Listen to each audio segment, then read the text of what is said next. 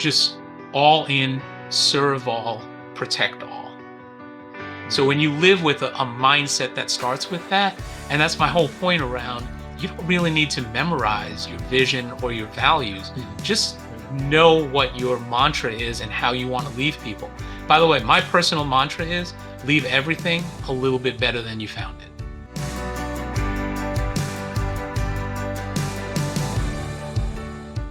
All right, and we're live. Welcome back to the Leading Well podcast series by Blemish. I'm your host, Christian Brown, founder and CEO of Blemish. And today we have a special episode with Joe Machicote, uh, a seasoned HR executive who I'm really excited to talk to for a couple of reasons. One of the reasons is just because you have such a incredible career, and two, because you also have a passion and a care for mental health and wellness.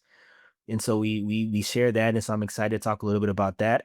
But first, just thank you for your time, and how about we open up by giving the audience a brief overview of your journey into HR and the kinds of organizations you supported so far. Sure. And thanks, Christian, so much for having me here. I'm really honored to do this. And thanks for bringing me along. I'm really honored. My background actually started in college in the dining industry. I had to pay tuition, so I had to get a job. And I got a job washing dishes and washing pots.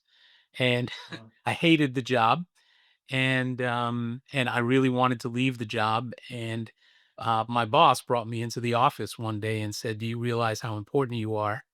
And I said, "You can't possibly be talking to me. I wash dishes and pots." And he said, "No." He said, Actually, without you, nothing in the kitchen begins."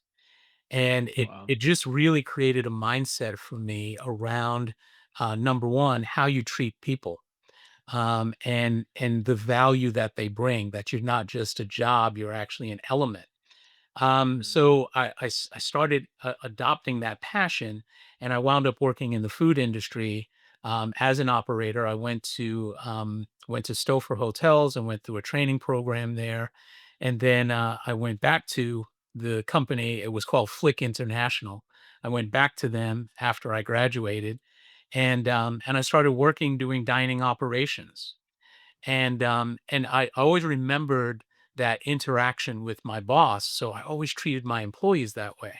So one day the president came to me and he said, we send people to you to train, we send people to you to develop.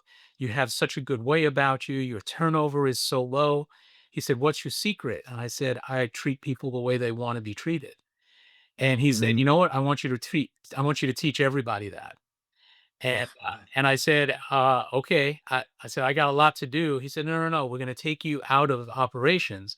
We're going to put you in HR. We're going to make you our head of training." And Wow. from that day, I became an HR professional. So that was 33 years ago. So I'm an operator and a culinarian by heart.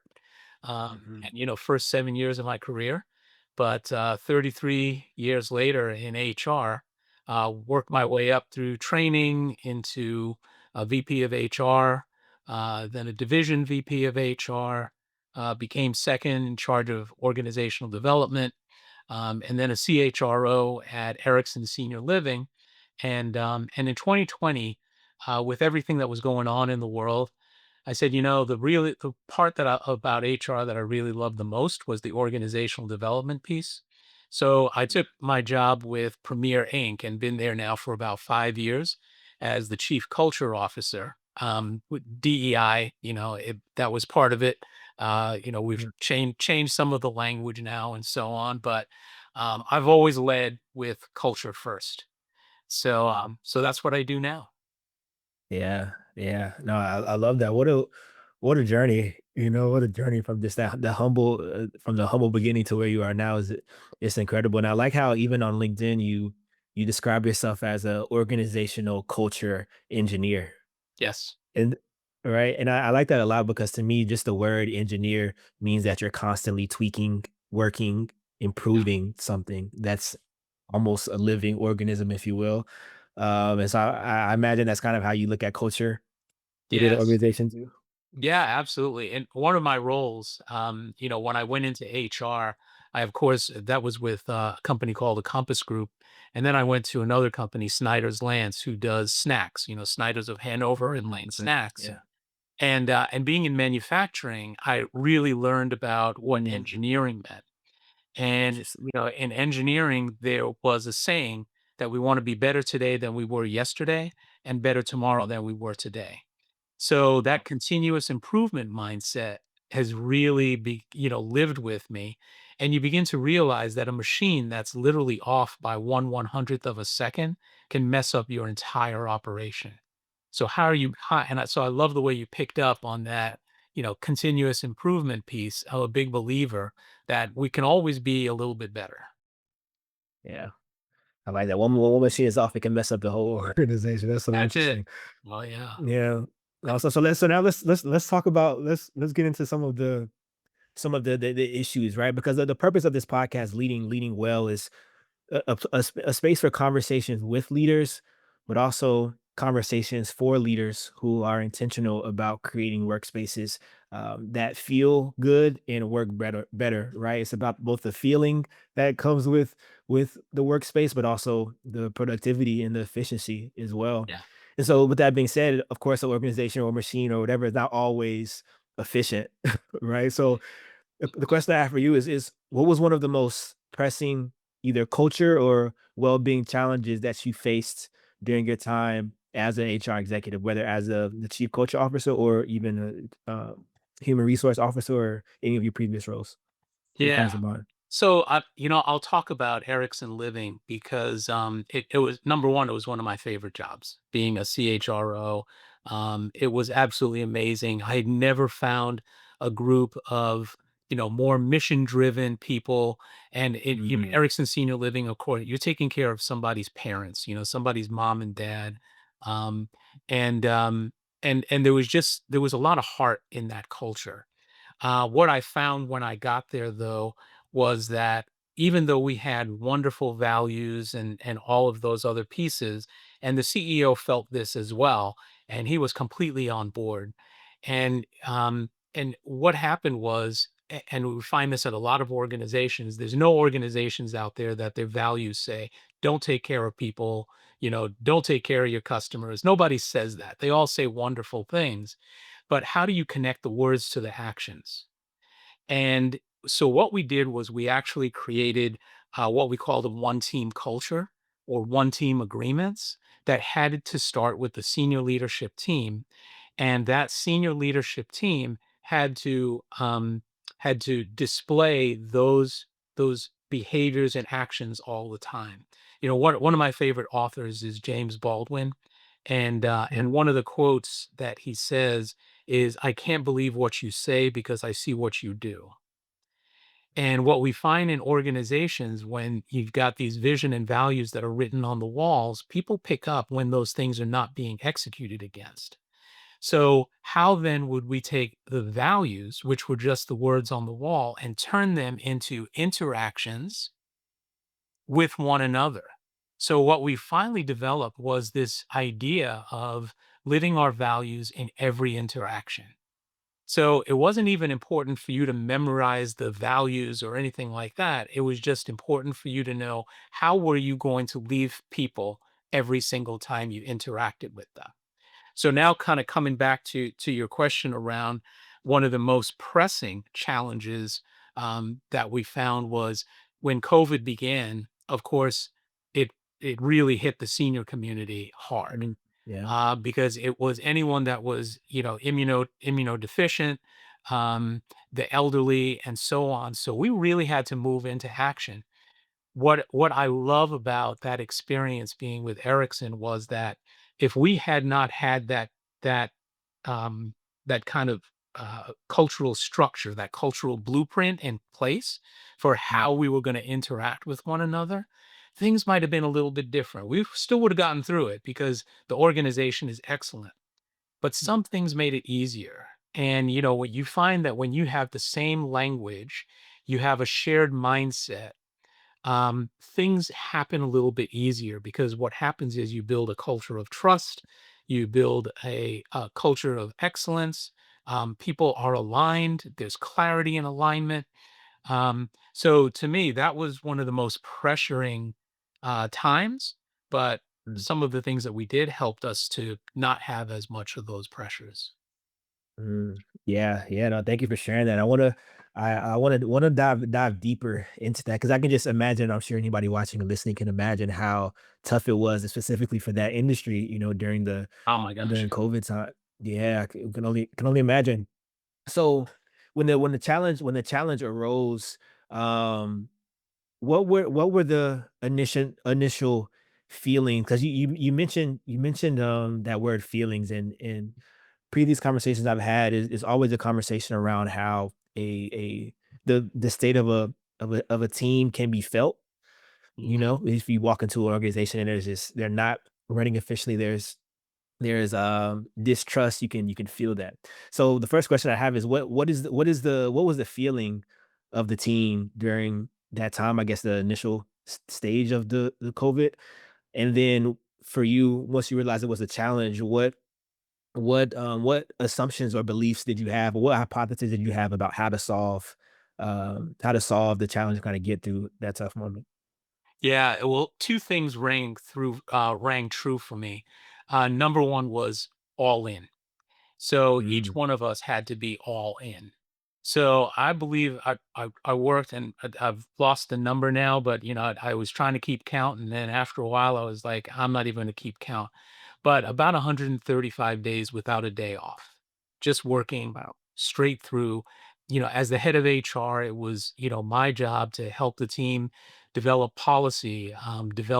policies about how we were going to keep distant from one another, how we were going to create A, B, and C teams so that we protected one another.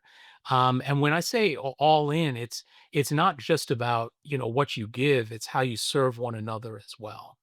So, and then, kind of on the back end of that is protect at all costs. Because with that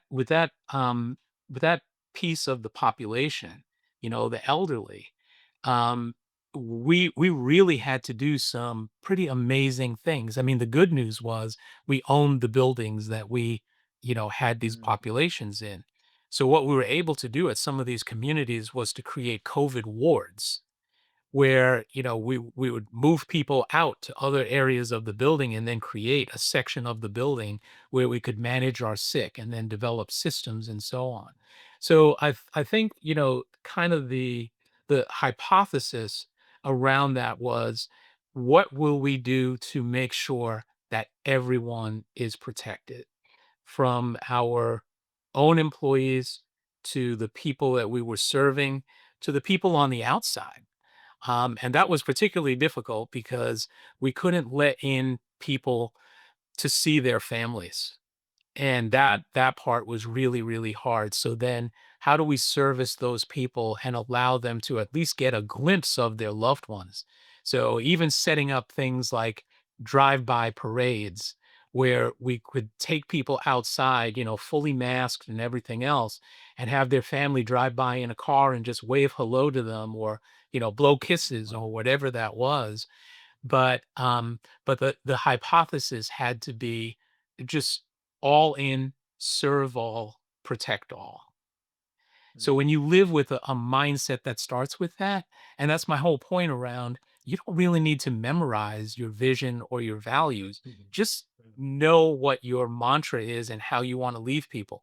By the way, my personal mantra is leave everything a little bit better than you found it.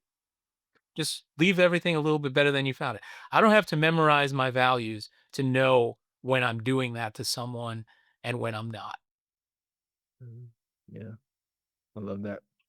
Yeah, that's so good. And with these strategies, so you mentioned you had to dev- develop policy, develop systems, and create a lot of new structures. It seems like you had to put a lot of new structures in place during a very high stress, um, maybe a high fear, very fear Yeah. heavy period as well. So how did you engage your employees and leaders in the rollout of these new systems and ultimately a new belief we have to be all in, protect at all costs. How was yeah, how'd you engage your people? Yeah, so it's interesting. Engagement and fear are enemies of one another.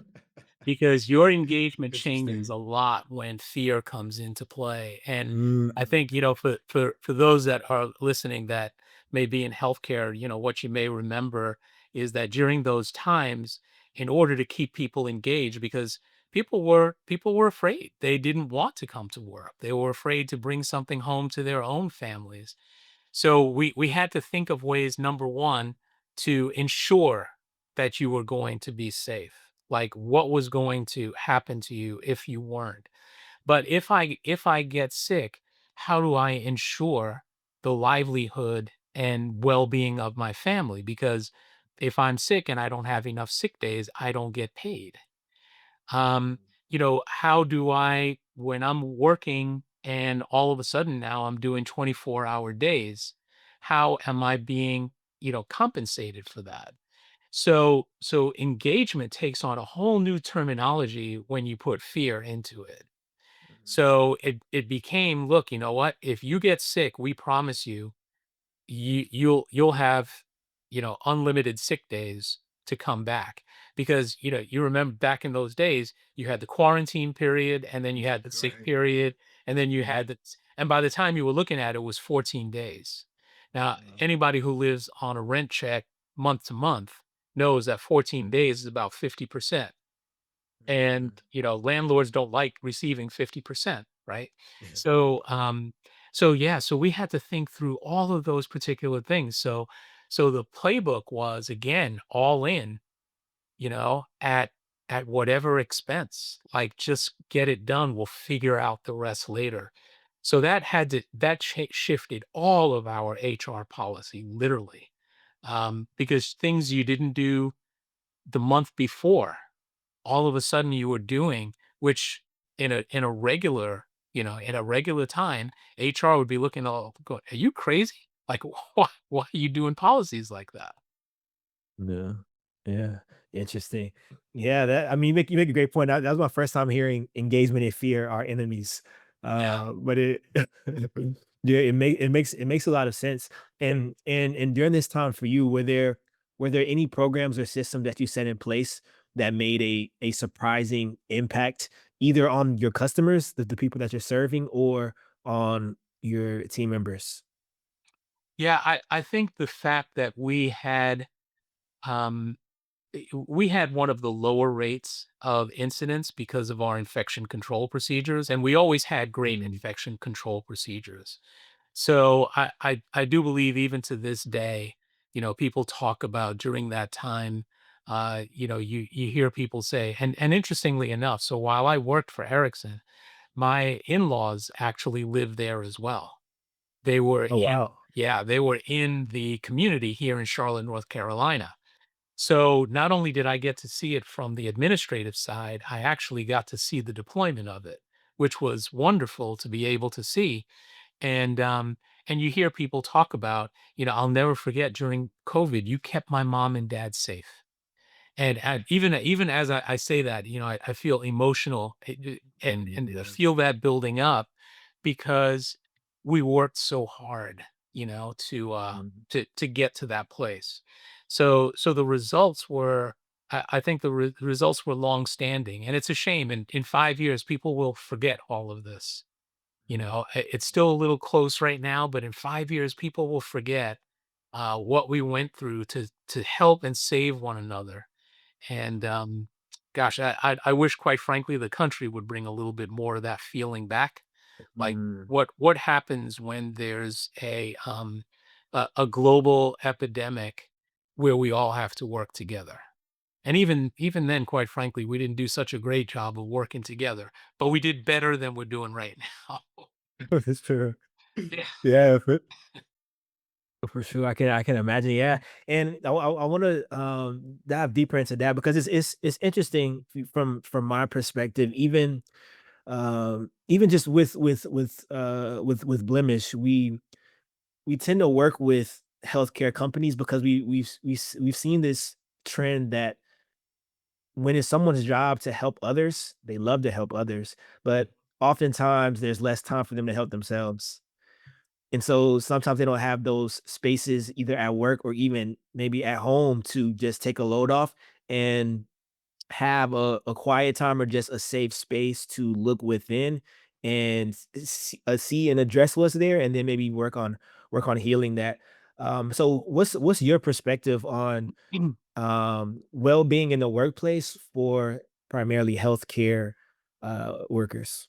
Yes. Oh my gosh. Well, I thank you so much for that question. So important to me. So I think I shared with you right now, I'm the current board president for Mental Health America of Central Amen. Carolinas. And it's very passionate for me. I actually joined the board because a friend asked me to, and they thought I would be awesome at it. And I was like, okay, you know what? I'm going to do that. Don't really know a whole lot about mental health. As soon as I got in the organization, I realized that I knew a lot about mental health because there was stuff going on in my family that I had been struggling with and didn't even realize I was struggling with it because of my own stigma and shame and the way that I'm brought up. Men and mental health are also enemies. Yeah. Men do not take care of themselves. And I'm not just saying men. There are many of us that we just don't take care of ourselves. We do. We want to take care of others, but we don't always focus that time on ourselves. Um, and you know, I mean, being part of the mental health community actually helped me to save my son's life, because he was working with addiction issues, and I sort of knew about it and would just say, "Well, stop doing that." And said every addict ever, right? Just wouldn't that be easy if, you know? But that's not the way it works. And I was so ashamed and, so stigmatized by it. But now we tell our story together, and now, thank goodness, he's over 3 years clean and sober and, starting a whole new life and, and a great job. And he's absolutely amazing. But we do our work together now, which is absolutely incredible. So Mhm. I would say for anybody that's in healthcare, I'm a big believer. I think the term out there for the most part is mental wellness. I believe in mental fitness now. And fitness is a little bit different because it's a little bit more intentional. So mental wellness is the state of being well. Mental fitness is the point of knowing when you need to go to the gym. It's that point, it's knowing what the resources are that you have available to create the fitness. So mental fitness for me means knowing that, I know where I know that if my son was ever to relapse or something like that, I know the services that are available to me and I'm aware of them. If I have a friend who's struggling, I know how to get to the suicide prevention hotline. So to me, mental fitness for healthcare workers, we have to find the time to think about that and to jot down and know where our emergency ripcord is. It's like the pull station, the fire station in the buildings or something like that. Just know where your emergency exits are and know when you need to pull the cord. Yeah, yeah. No, I love that, and thank you for the vulnerability and sharing your story. I think that's one of the ways um to kind of stop the stigma is just being open and talking about it. And you mentioned how you mentioned the word shame, ego, stigma, and I think another one, at least from our journey, is just the lack of education around Yes. mental health and wellness, not having the language, right? And I said this often, you can't address something until you name it, Right. and so for some people, they just don't have the language to name what it is that they're experiencing. It sounds like, you experience something similar to that. And so that Yeah. for me, that's why the education piece is so important. And I also love the mental fitness, because I think once you kind of name something, there's awareness for it, and then you can say, okay, this is what's going on. What are the solutions to this? And then you start learning some terms or some exercises. One that I love is called cognitive reframing, and Mhm. that's just taking a situation and then putting it in a new frame. But Yes. even that alone, cognitive reframing is a mental exercise. Right. You Yes. know? Yeah, you're And so right. it's like having your list of mental exercises just as if you were to go to the gym, you say, "Okay, today's a leg day. I'm gonna do squats. I'm gonna do, this," right? You know exactly Yeah. what you need to do. And so you say, So "Well, true. let me do these exercises," but it should be the same way on with the mental side of Yeah, fitness, right? yeah. And I'll add too, so Yeah. I think there's a lack of education on those good things, but for a Mhm. lot of us, we've been educated to think of mental health as something that was bad, something you get institutionalized for, I mean, and we've heard it, right? "That dude crazy," right? So you hear Right. stuff like that, and, you don't wanna be categorized in that. Mm, So the education we've gotten around mental health is just completely off. Even around things like people that are neurodiverse. In DC they're taught. Just recently, I think it was RFK Jr. He was talking about they're diagnosing more people with autism. That's not necessarily true. What we're doing is getting correct diagnoses of autism. mm, Before, mm, people were being diagnosed and then they were being institutionalized, or they were, sent to it, they just got labeled as crazy or out of their minds. Um, but it really hasn't changed much, you mm. know. So Yeah. so I, Yeah. I agree the education is critical. It's absolutely critical. For sure, and on the stigma side of it, I like what you said there because it reminded me of a conversation that I was having with the CEO, and I was talking to him about this was years ago. I was talking to him about just the idea of wanting to improve mental health in the workplace, and he said, "Well, as soon as he heard mental health, he thought problem." Yeah, Right? As a CEO, is okay, mental health, that means there's an issue. right. Um, so it just automatically kind of a turn off. But I'm curious on just how to better, let's say, reframe. What's a better way to reframe mental health and wellness in the workplace for executives, whether it's a chief executive or a HR officer or marketing officer, any type of C-level executive. What do you think is a healthy way of reframing mental health in the workplace? Yeah, and do you mean for the CEO as they're thinking about their staff? Right. Yeah, yeah. I think just having a healthy workplace. You know, I think every CEO knows this. It is not necessarily on every, board meeting or strategy meeting, but it probably needs to be. But the employee experience is directly relational to the customer or patient experience, period. And if in healthcare we're looking for higher patient satisfaction scores and so on, you better be looking for higher employee relationship scores or employee engagement scores. Those two things go hand in hand, and unfortunately, when people are stressing out, and they stress out for all kinds of different reasons, whether it's the workplace operations, there's a disconnect between what leaders are telling sub leaders to do, and or those sub leaders are not having a necessarily good time with the leaders above them, or there's separation or conflict in the thoughts. it what happens is it stresses down into the organization. So, Mhm. like we started this conversation about talking about an organizational cultural blueprint, which comes back to the cultural engineering. And there has to be a system of agreements that starts with the leadership for how we're going to, number one, communicate and interact with one another, how communications are going to cascade, and what those interactions should look like at the end of every day. So what should a leader and an employee interaction look like? And there's two ways I'll give you a quick example. So back in the I told you I was an operational leader.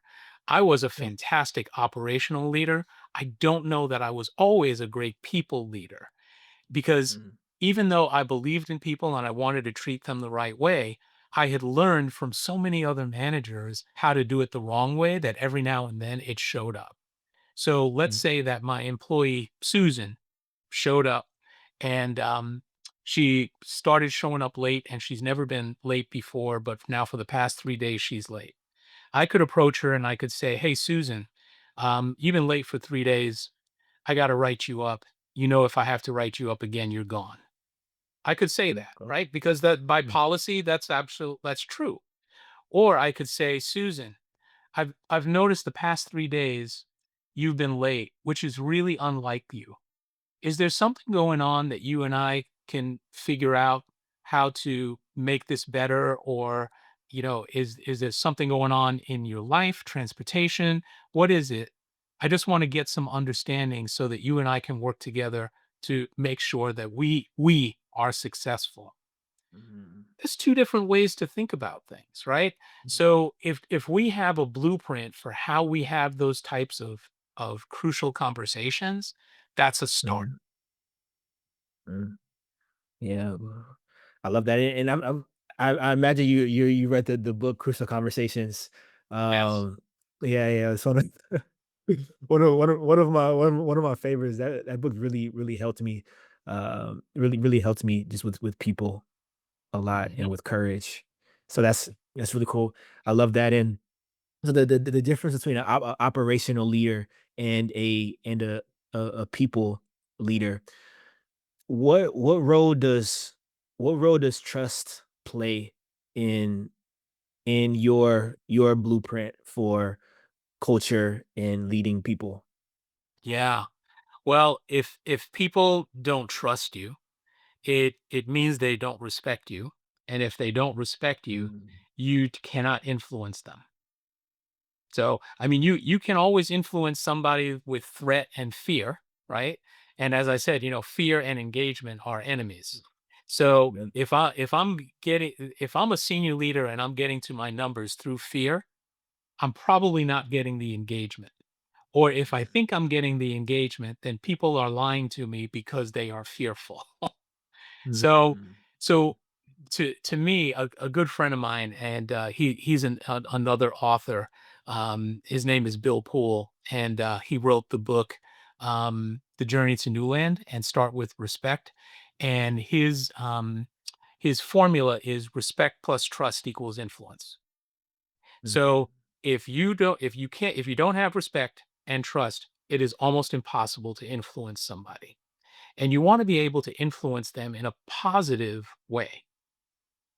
So yeah, so to me, that's the role that trust plays.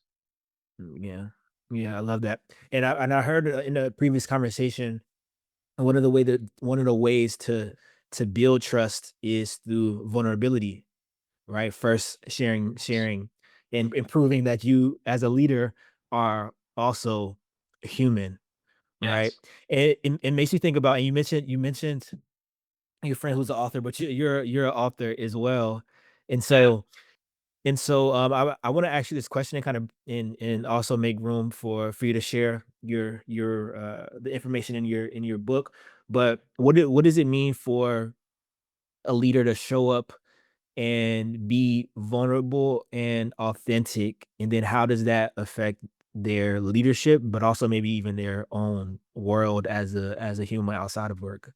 Yeah, yeah, thank you, great question. Yeah, I mean, you had mentioned trust before. You have to start with trust first. If you can show that you trust others first, then they will begin to trust you. And everybody begins a conversation with, "I don't know if I can really trust this person." So Mm, if as a leader you show that you can share things, to your point around vulnerability, if you can trust first, then that person will start to share with you. And then as you build the relationship, trust comes out of the building of relationships, and it's digging a couple of layers deeper than "How was your morning?" mm, Or what you got going on. It's really getting to know one another at a foundational level, and then also being able to share openly, kind of, that example conversation I gave with Susan being late. Mhm, mhm. Um, you've got to be able to have a difficult conversation in a respectful way. So so trust then is having a conversation not about I win or you win or I win you lose or anything. It's we win together. So in my conversation with Susan, I said, "What can we do to ensure that we are going to be successful with you getting here on time?" And Mhm. that is a shift in the trust because it means I'm here to support you. The words matter.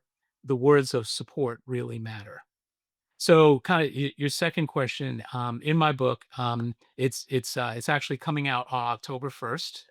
It'll Oh, nice. be launched Own then. own thy stuff. Own thy All stuff nice is the stuff. title, correct? Exactly. Yeah, yeah. And you can only get it. My LinkedIn is Joseph Machicote, as opposed to Joe Machicote. So if anyone wants to, it goes through a special link, so you can find it in my posts, and I'll be posting more about it. Um, Nice. but you they can link through there, and they can be downloaded on a Kindle or a Kindle app through Amazon.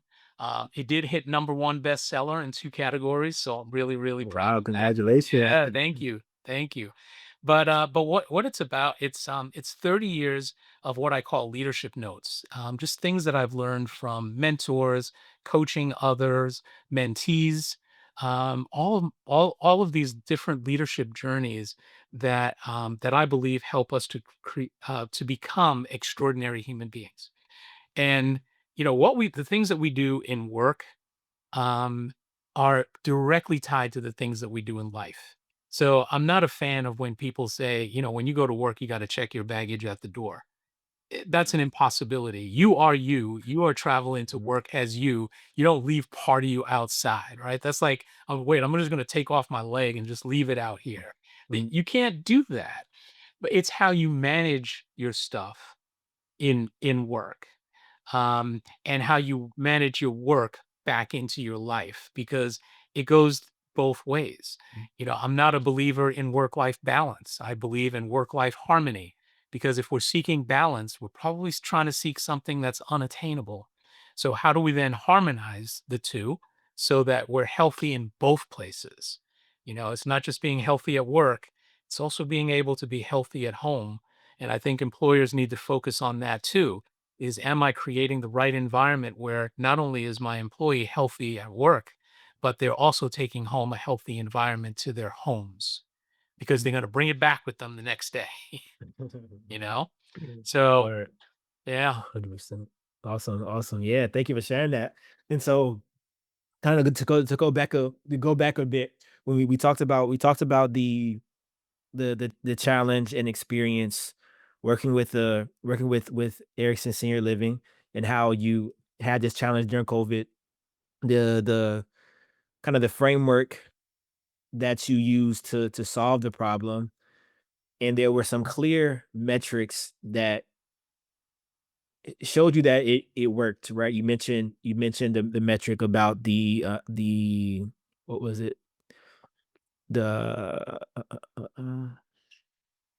mm, have it here. You mentioned the metric about the lowest rate of something, lowest rate Oh, of control rate of yeah. something, Lowest rate of infection control incidence. rates. Yep. Yeah. Yeah. So you saw clear evidence that it worked.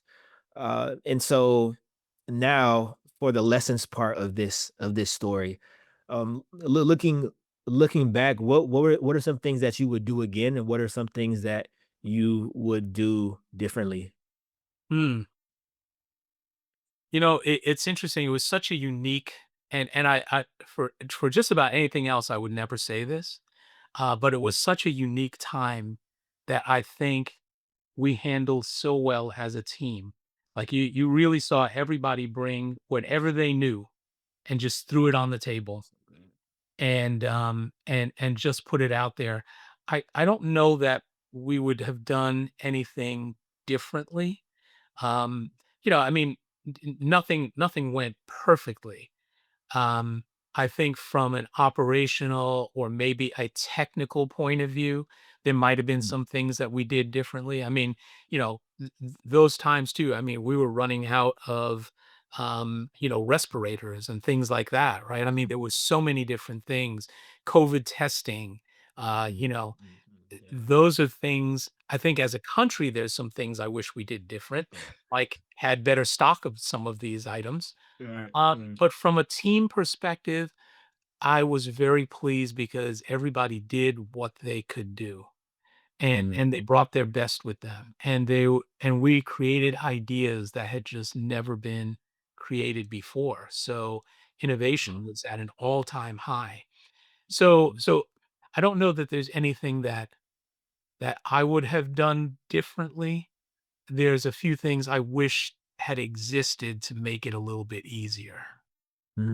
okay, I'll have a follow-up question to this. So, from that experience, what principles did you learn that still guide your work today? Yeah.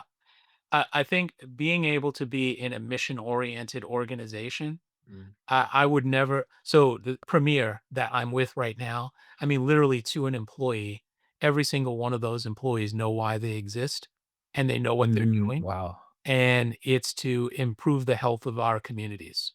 And, and that rolls off the lips of everybody. I love that.